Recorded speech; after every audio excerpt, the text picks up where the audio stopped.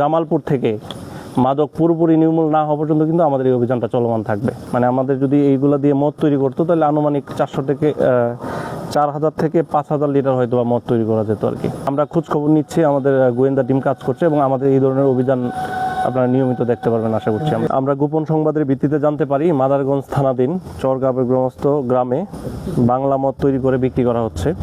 উক্ত সংবাদের ভিত্তিতে মাদারগঞ্জ মডেল থানার একটি চৌকস টিম অভিযান পরিচালনা করে মাদারগঞ্জ থানাধীন চরগাবেগ্রস্ত গ্রেপ্তারকৃত আসামি প্রদীপ দাস ও পলাতক আসামি ছবিরা রানী ওরফে বুচি ও সোনিয়া ওরফে জাম্বু তাদের বসতঘরের খাটের নিচ রান্নাঘর টিউবওয়েলের পার হইতে অদ্য 11/06/2026 ইং তারিখ বিকাল অনুমান 5:30 ঘটিকার দিকে 41টি প্লাস্টিকের জারকেনের ভিতর 410 লিটার দেশীয় চুলাই মদ তৈরির উপকরণ, যেটাকে আমরা বলি ঝাওয়া, যার আনুমানিক বাজার মূল্য 61,500 টাকা উদ্ধার করা হয়। তাছাড়া একটি প্লাস্টিকের বস্তার মধ্যে সাদা পলিথিনে মোড়ানো 34 পুটলা চিটাগুড়, যার ওজন 17 কেজি এবং আনুমানিক বাজার মূল্য 2,040 টাকা।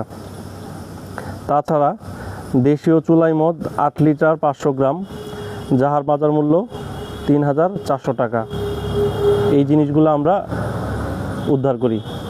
আমাদের এই ধরনের মাদক বিরোধী অভিযান চলমান থাকবে। গ্রেপ্তারকৃত আসামি এবং পলাতক আসামিদের বিরুদ্ধে মামলা রুজু হয়েছে এবং পলাতক আসামিকে ধরার চেষ্টা চলমান রয়েছে।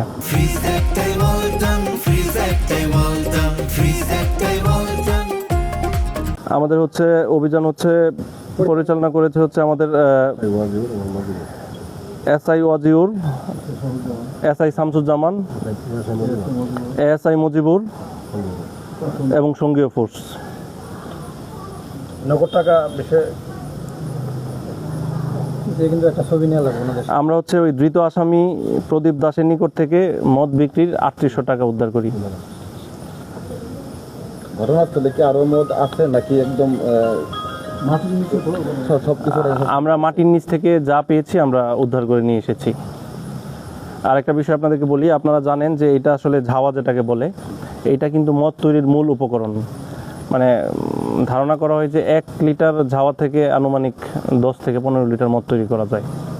মানে আমাদের যদি এইগুলা দিয়ে মদ তৈরি করতো তাহলে আনুমানিক 4,000 থেকে 5,000 লিটার হয়তো মদ তৈরি করা যেত আর কি।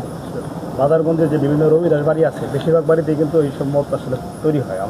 আমাদের কাছে খবর আছে। আমরা খোঁজ খবর নিচ্ছি, আমাদের গোয়েন্দা টিম কাজ করছে এবং আমাদের এই ধরনের অভিযান আপনারা নিয়মিত দেখতে পারবেন আশা করছি। শুধু আমাদের মাদারগঞ্জ থানায় না, আমাদের পুরো জামালপুর জেলায় মাদক বিরোধী অভিযান চলমান রয়েছে এবং আমাদের কিন্তু প্রচুর পরিমাণে মাদক উদ্ধার হচ্ছে এবং স্যারের নির্দেশে কিন্তু আমাদের এই অভিযানটা একদম মানে পুরো জামালপুর থেকে মাদক পুরোপুরি নির্মূল না হওয়া পর্যন্ত কিন্তু আমাদের এই অভিযানটা চলমান থাকবে।